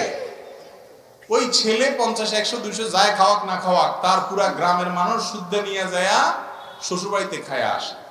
ওই বেচারা মেয়েটাকে জন্ম দিয়ে লালন পালন করে এই তো বড় করে দিয়েছে, এই মেয়ের সকল সার্ভিস এত বড় মেয়েটাকে তুলে বাড়িতে নিয়ে আসছেন, সারা জীবনের জন্য আপনার বাড়িতে সার্ভিস দিবে। আপনি তো শ্বশুর মশাইরে সালাম করতে করতে জীবন পার করবেন, উল্টা বেহায়ার মতো বেচারা মেয়েও দিছে, আবার খাওয়াবেও, আবার যৌতুকও দেয়। এটার নাম হলো ডাকাতি। এই জন্য বললাম এটা বদযাত্রী, এটা কখনো বরযাত্রী। আপনি আপনার বাপ চাচা 2-4 জন মুরব্বী যাইতে পারেন, বিয়ে উপলক্ষে খাওয়াবে ছেলে, কিন্তু আমাদের সমাজে বিশেষ করে মেয়ে জন্ম দিয়া বাপ মা যেন ভুল করে ফেলছে, অপরাধ করে ফেলছে। যুবকরা, এই অনাচারের বিরুদ্ধে আপনাদেরকে দাঁড়াতে হবে যে আমার বিয়েতে অনাচার আমি করতে দিব না। মুশকিল হলে এটা যখন বলবে তখন মুরব্বীরা বলবে, বাবারে বিয়ের আগে হাতে শ্বশুরবাড়ির পক্ষে কথা কয়, বিয়ে করলে জানে কি করবো, ঠিক না বেঠিক? বলবেন না আমি উল্টা পাল্টা অন্যায় ভাবে শ্বশুরবাড়ির পক্ষে টানবো না ইনশাআল্লাহ। মা বাবার সাথে কারোর কোনো তুলনা নেই, মা বাবা মাথার উপরে, আমি আপনাদের কথার বাইরে চলবো না। কিন্তু যেই কথা আপনাদের মানতে গেলে জুলুম হবে, আরেকটা মানুষের সেটা করা যাবে না। হ্যাঁ, কোনো মেয়ের বাপের অডেল আছে, সে নিজে খুশি মনে খাওয়াইতে চায়, বরং জোর করে আপনাদেরকে নিয়ে খাওয়াইতে চায়, সেটা আপনারা খাইলেন, অসুবিধা নেই। কথা বুঝাতে পারছি? কিন্তু এই কালচারটা দূর করতে হবে। কালচারটা যে আপনার না হয় সামর্থ্য আছে খাওয়াবেন, কিন্তু তখন সমাজে একজন গরিব বাবা, সে তো ধার করে কর্জ করে সুদের উপরে টাকা নিয়েও খাওয়াইতে হবে, ঠিক না বেঠিক? অতএব এই বদযাত্রীর এই কালচারটা আমাদের সমাজ থেকে ঝেঁটিয়ে বিদায় করতে হবে ইনশাআল্লাহ। করবেন তো যুবকরা ইনশাআল্লাহ? সমাজ পরিবর্তন আমাদেরকে করতে হবে। ইসলাম বলেছে তুমি বিয়ে করছো তুমি খাওয়াবা ভাই, তুমি আবার যাই আরেকজনকে চাঁদাবাজি করবে কেন? করে তো করে, আবার টেবিল চেয়ার নিয়ে আপনার চাঁদাবাজি করে, আছে না নেই? এগুলো করবেন না, এগুলো খুব খারাপ জিনিস, খুব খারাপ জিনিস। খাওয়ানো তো খাওয়ানো, আবার আসার সময় জিনিসপত্র কতগুলো নিয়ে আসে। আমার মনে হয় এর চেয়ে বড় ডাকাতি বাংলাদেশে আর দ্বিতীয়টা নেই। পোলা একটা জন্ম দিয়ে কিছু একটা ঘটায় ফেলছেন। হ্যাঁ, এবার দেখতে গিয়া খাওন, এমনি গিয়া খাওন, হেমনি গিয়া খাওন, আবার শীত নাস্তা, আবার আপনার ওই যে শীতের কি মানে ফলের মৌসুমে ফল পাঠানো, হাজারো অনাচার, এগুলো সব চাঁদাবাজি, ডাকাতি। এর চেয়ে ডাকাত ভালো, ডাকাতের অস্ত্র দেখে আপনি সাবধান থাকতে পারেন। আর এটা হলো ভদ্রবেশে ডাকাতি। এই ডাকাতি করবো আমরা? আল্লাহ আমাদেরকে বোঝার তৌফিক দান করুন। বিয়ে উপলক্ষে খানা কয়টা হবে? একটা। সেটা কে খাওয়াবে? ছেলে না মেয়ে পক্ষ? ছেলে পক্ষ খাবেন। মেয়ে পক্ষের বাড়িতে দর দস্তুর করে লোকজন নিয়ে, ভাই পুরো এলাকা মানুষ নিয়ে আপনি খাওয়াইলে কি লাভ হবে বলেন তো? কি লাভ হবে বলেন? সম্পর্ক হয়েছে দুইটা ফ্যামিলির মধ্যে, হাতে ভূতে খাইলো, লাভ হইলো কি বলেন? মাঝখান দিয়ে ওই বেচারার টাকা নষ্ট হলো, আপনার কি লাভ হইলো? সমাজের মানুষ কি বলবে ওই সমস্ত দিক না থাকে, কোরআন হাদিস কি বলে সেটা মানবেন তো ইনশাআল্লাহ? আল্লাহ আমাদের তৌফিক দান করুন। বিবাহের উদ্দেশ্যে হিন্দু মেয়ের সাথে প্রেম করা যাবে কিনা? আল্লাহ রাব্বুল আলামিন কোরআনে কারীমে বলেছেন, ওয়ালা আমাতু মুমিনাতুন খায়রুম মিন মুশরিকাতিন। মুশরিকা নারীর চাইতে উত্তম, শ্রেষ্ঠ। ইসলাম কোন মুশরিকের সাথে বিবাহকে হালাল করে নাই, হারাম রেখেছে। তো এই জন্য কোন মুশরিকের সাথে বিবাহ বন্ধনে আবদ্ধ হওয়া জায়েজ নাই। মুশরিককে যদি আপনি বিবাহের নিয়তে প্রেম করেন, তাহলে সেক্ষেত্রে ওই যে কোরবানির নিয়তে গরু চুরি করার মতো হবে। কোরবানির নিয়তে গরু চুরি করা বুঝুন তো? একজন গরু চুরি করতে গেছি, গরু চুরি করে নিয়ে আসছে, কেন? আমার নিয়ত ভালো, কোরবানির নিয়ত করে চুরি করছে, এই চুরি হালাল হবে? বিবাহ বহির্ভূত রিলেশন, সম্পর্ক হালাল না হারাম? নবী করিম সাল্লাল্লাহু আলাইহি ওয়াসাল্লাম বলেছেন, বুখারীতে এবং আবু দাউদে হাদিস বর্ণিত হয়েছে, 4টি কাজ হারাম, অথচ মানুষ সেগুলোকে কিয়ামতের আগে এক সময়, এমন একটা সময় মানুষ হালাল মনে করবে। তার ভিতরে একটা হলো এই জিনা, আল হির, জিনা, ব্যভিচার, বিবাহ বহির্ভূত সম্পর্ক। এটাকে দোষী কিছু মনে করে না যুবকরা, এখন এটার নাম বিএফজিএফ দিয়ে এটাকে নরমাল করে ফেলছে, অথচ এটা আল্লাহর জমিনে সবচেয়ে বড় ডেঞ্জারাস অপরাধগুলোর মধ্যে থেকে একটা অপরাধ, হারাম, জিনা। এর কারণে আল্লাহর আযাব এবং গজব নাযিল হয়, সাংসারিক জীবনে শান্তি হয় না। আমি একটা কথা সবসময় বলি ভাই, আবেগ ভালোবাসা এটা হলো সফট ড্রিঙ্কস এর মতো, 7 আপ, পেপসি, হ্যাঁ, আরসি, এগুলো দেখছেন না? এগুলোর যে ঝাঁজ, এই ঝাঁজটা খোলার পরে কি অনেক সময় থাকে? খুলে ফেললে একটু পরে আস্তে এটা নরমাল পানির মতো আস্তে আস্তে হয়ে যায়, তাই না? আবেগ ভালোবাসা এরকম। যুবক ভাইরা, এই ভালোবাসাটাকে ধরে রাখেন, এটাকে ধরে রাখেন। বৈধ ভালোবাসা যখন বাসার সুযোগ আসবে, আল্লাহ যখন স্ত্রী দিবেন, তখন এই ভালোবাসাটাকে নিবেদন করবেন, এনজয় করবেন, লাইফটা হাসি খুশিতে কাটাবেন, হ্যাপি থাকতে পারবেন। আর অসময় ইটিস পিটিস করে ঝাঁজ নষ্ট করবেন, আবেগ নষ্ট করবেন, সময় মতো বিয়ে করবেন, তখন দেখবেন পুঁজি শেষ। কথা কি বুঝাতে পারছি? এই জন্য যেগুলো এই বিবাহ বহির্ভূত সম্পর্ক করে, এগুলোর ম্যাক্সিমাম দাম্পত্য জীবনে শান্তি থাকে না, ঝগড়াঝাটি লাগে। দেখেন ওই যে প্রেমের টিচার যারা, এই অবৈধ সম্পর্কের যারা প্রশিক্ষক, নায়ক নায়িকা গায়ক গায়িকা বিভিন্ন মডেল তারকা এরা আপনাদেরকে নাটক সিনেমা দেখায় কেমনে বাপ মার সাথে বেয়াদবি করে সমাজের কথা না শুনে আল্লাহর কথা না বাদ দিয়ে আল্লাহর কথা বাদ দিয়ে তারপরেও ধরি পালায় যেতে হবে, যাইয়া প্রেম জয় করে ফেলতে হবে, এসব আকতা কুকতা দেখায় না এরা। এগুলোর এক একটা দেখবেন বিয়ে 6 মাস টিকে, 4 মাস টিকে, আধা বছর টিকে, 1 বছর টিকে, আইজো ধায় কাইলো ধায়, এক একটা 4 বিয়া 5 বিয়া 7 বিয়া হয়। শান্তি এদের জীবনে হয় না, কারণ শান্তি আল্লাহ তাআলা এখানে রাখেন নাই। যারা আপনাকে প্রেমের ট্রেনিং দিচ্ছে ও নিজেই প্রেম করে শান্তি পায় না, আপনি কোত্থেকে পাবেন? এই জন্য বিবাহ বর্ধিত সম্পর্ক করা যাবে, হিন্দু হোক আর মুসলমান হোক কারোর সাথে করা যাবে। কোন হিন্দু মেয়েকে আপনি দাওয়াত দিয়ে ইসলামে আনতে পেরেছেন, তিনি স্বেচ্ছায় ইসলাম গ্রহণ করেছেন, তারপর আপনি তাকে বিবাহের প্রস্তাব দিয়ে বিবাহ করবেন, বিবাহ বহির্ভূত কোনো ইটিশ পিটিশ করবেন না। আল্লাহ তাআলা আমাদেরকে হারাম থেকে বেঁচে থাকার তৌফিক দান করুন। এটার জন্য কলিজা লাগে যুবক, কলিজা। এটা সবাই পারে না। সমাজের সব নষ্টামের দিকে চলে যাচ্ছে। আমি একা স্রোতের বিপরীতে চলবো, এর নাম মুসলমান। জান্নাতে বেশি মানুষ যাবে না জাহান্নামে বেশি মানুষ যাবে? জান্নাতে বেশি লোক যাবে না জাহান্নামে বেশি লোক যাবে? জান্নাতে যাওয়া লোকের সংখ্যা কম। সব যুবক জিএফ নিয়ে ঘুরে, আপনার কোনো জিএফ থাকবে না, অপেক্ষায় থাকবেন হালাল স্ত্রীর জন্য। সবর করবেন, ধৈর্য ধারণ করবেন, নজরকে হেফাজত করবেন। সবাই একদিকে, আপনি আরেক দিকে। ইনশাআল্লাহ আরশে আজিমের নিচে কিয়ামতের দিন ছায়া পাবেন। 7 শ্রেণী মানুষ ছায়া পায়, তার মধ্যে ওই যুবক যে যুবক তার যৌবনকে কালিমা লাগায়নি, আল্লাহর ইবাদতে কাটিয়েছে। চেষ্টা করবো তো ইনশাআল্লাহ। শয়তান আমাদেরকে জাহান্নামে নিতে চায়, আমরা চ্যালেঞ্জ ছুড়ে দিব। আমরা মুত্তাকি হব, পরেজগার হব, ভালো মানুষ হব, সৎ হব। মনে রাখবেন, অসৎ মানুষের অভাব সমাজে নাই, সৎ মানুষের অভাব আছে। যেটার অভাব সেটার দাম বেশি থাকে। আপনি দামি মানুষ হন, হারাম সম্পর্ককে না করেন। তওবা করবেন তো যুবকরা ইনশাআল্লাহ। যত রিলেশন আছে অবৈধ সবগুলোকে কাট করে দিবেন শুধু আল্লাহকে খুশি করার জন্য।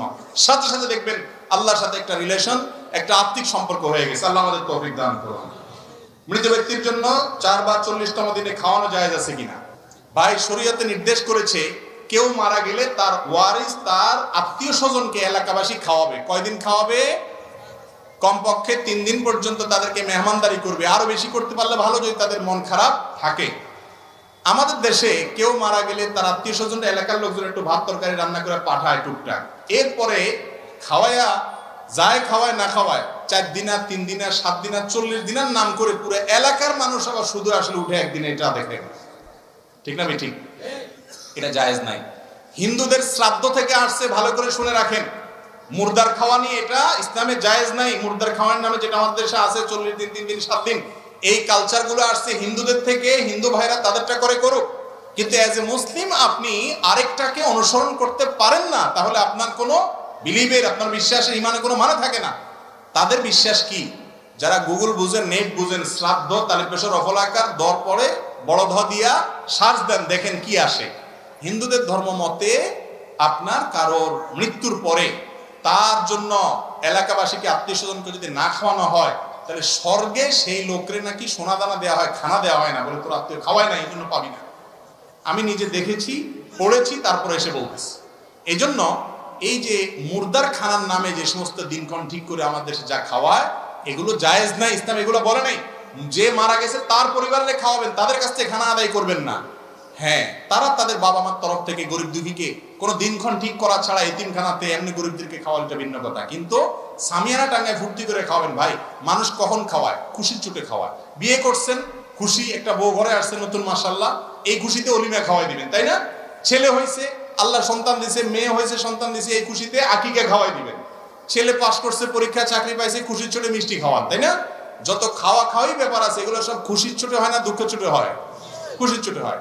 আপনার বাপ মারা গেছে, গোটা এলাকা মানুষের গরু জবা করে খাওয়া দিচ্ছে, মানে বিরাট খুশি যে বুড়া মরছে, জমে জমা ভাগ পাইলাম। এখন ব্যাপারটা কি সেরকম? খুবই আপত্তিকর এই বিষয়টা, খুবই আপত্তিকর। এটার বিরুদ্ধে একটু দাঁড়াইতে হবে। এটাও খুব কঠিন কাজ। এটা করলে এলাকাবাসী বলবে কি পোলাপান রাখি গেছে, আরে কারো করে হাত ধোয়ায় নয় কেন? ঠিক না ভাই? ঠিক। আপনার হাত ধোয়াই তবে আরেকজন, আপনার হাত কি লুলা হয়ে গেছে, পানির অভাব হচ্ছে, তলরছে? আসলে হাত ধোয়ানো তো কথা না, মানে খাওয়ায় না। এই অনাচারের বিরুদ্ধে দাঁড়াইতে হবে। যে আমার বাবা মারা গেছেন, মা মারা গেছেন, আমি তাদের পক্ষ থেকে একটা টিউবওয়েল করে দেবো, মসজিদে কিছু টাকা দান করবো, কিছু গরিব মানুষকে দিব। এই এলাকাবাসী খাওয়ায় ফুর্তির অনুষ্ঠান করব না, এটা জায়েজ নেই। আল্লাহ আমাদেরকে মানার তৌফিক দান করুন। সৎসাহস থাকতে হবে সত্য কথা মানার জন্য।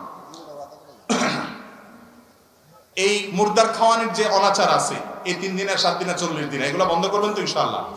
একটু হাত তুলে দেখান তো কারা নিয়ত করেছেন। আল্লাহ আমাদের সবাইকে বেদাতের বিরুদ্ধে শক্ত হওয়ার তৌফিক দান করুন, সুন্নাতের উপর ঐক্যবদ্ধ হওয়ার তৌফিক দান করুন। আমিন। আল্লাহ তাআলা সবাইকে তৌফিক দান করুন। হিম্মত করতে হবে। অনেক মানুষ অনেক কথা বলবে। আমার দাদি মারা গেছে, আমার এক জ্যাঠাতো ভাই আমাকে ফোন দিয়ে বলছে, ভাই দাদি মারা গেছে, এখন তো অনেক গরু টরু জবাই করে খাওয়াই দেবো। ভাই আমি তো এই কাজ করবো না। তাহলে কি করবেন? আমরা আমাদের দাদির পক্ষ থেকে আমি একটা গরিব মানুষকে একটা টিউবওয়েল করে দিব, মসজিদে মাসায় কিছু দান করব, কিছু ভালো কাজ করব, দান করব, তার পক্ষ থেকে এটা সওয়াবের কাজ। কিন্তু গরিব খাওয়ানোর নাম দিয়ে এই যে গরিব খাওয়ানো কোন আপনারা, এগুলো কি গরিব খাওয়ানো? গরিবরে কয় তোরা বয় চেয়ারম্যান সব খাইলো কাকে, ঠিক না বেঠিক? গরিবের নামে তামাশা তামাশা, এগুলো বন্ধ করতে হবে, এগুলো করা যাবে না। কোন মানুষ মারা গেলে তার ওয়ারিসরা তাদেরকে এলাকাবাসী খাওয়াবেন, তাদের কাছ থেকে কোনো খানা আদায় করবেন, মনে থাকবে তো ইনশাআল্লাহ। টাকা ধার্য করে খতম ইউনুস পড়া যাবে কিনা? দুনিয়াবি কোনো উদ্দেশ্যে, কোনো আমলের মাধ্যমে, দুনিয়ার কোনো উদ্দেশ্য রোগ বালাই থেকে ভালো হওয়ার জন্য কোনো হুজুর দোয়া করলেন বা কারো দিয়ে কোনো আমল করালেন, রুকিয়া ঝাড়ফুঁক করালেন, এটার বিনিময়ে আপনি দিতে পারেন। কিন্তু যদি জিকির আজকার, এতবার কালিমা খতম, মুর্দা মারা গেছে 70,000 70 লাখ, বা এতবার অমুক দোয়া পড়লে সওয়াব হবে, মুর্দারে লাভ হবে, এটা করাইয়া যদি হুজুরে টাকা দেন, তাহলে আপনার আমও যাবে, সালাও যাবে। আম সালা দুইটা বুঝেন? সওয়াব তো যে পড়ে সে পাবে, আর আপনি টাকাও দিলেন, তাহলে হে বেটা সওয়াব পাইলে পাইলো, তার ব্যাপার, আপনি তো পাইলেন না, টাকাও গেল, আমসালা দুইটাই গেল, লাভ কি হলো? হ্যাঁ, আপনি আপনার ওয়ারিসের সবাই মিলে পড়েন। এটা পয়সা দিয়ে সবকিছু কিনা যায় না। আখিরাতের আমল এবং সওয়াব এটা পয়সা দিয়ে কিনা যায় না। এভাবে যার যারটা শেষই করতে। আল্লাহ বলেছেন লাইসা লিল ইনসানি ইল্লা মা সা, মানুষ যেটা নিজের জন্য আমল করে সেটাই সে পাবে, অন্যটা সে পাবে না। গর্ভবতী মহিলার স্বামী জানাজা পড়তে পারবে কিনা? কত ফতোয়াবাজি যে আমাদের দেশে মহিলাদের বিরুদ্ধে চলে, যত ফতোয়ার অত্যাচার দুই শ্রেণী মানুষের উপরে, এক হলো মহিলা আর একটা হলো মসজিদের ইমাম সাহেব মুয়াজ্জিন সাহেব।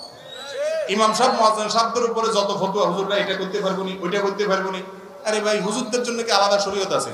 আর মহিলাদের জন্য যত সব উল্টাপাল্টা কথা। খবরদার, এরকম কোন কুসংস্কার ইসলামে নাই। কোন মহিলা গর্ভবতী থাকলে তার স্বামী জানাজা পড়বে না পড়বে তার ব্যাপার, এটার লগে মহিলার কি সম্পর্ক? কয় মহিলা নাকের ইয়া খুললে, আপনার নাকফুল খুললে কয় স্বামীর ক্ষতি হয়ে যায়, এসব কথা বলে না বলে না?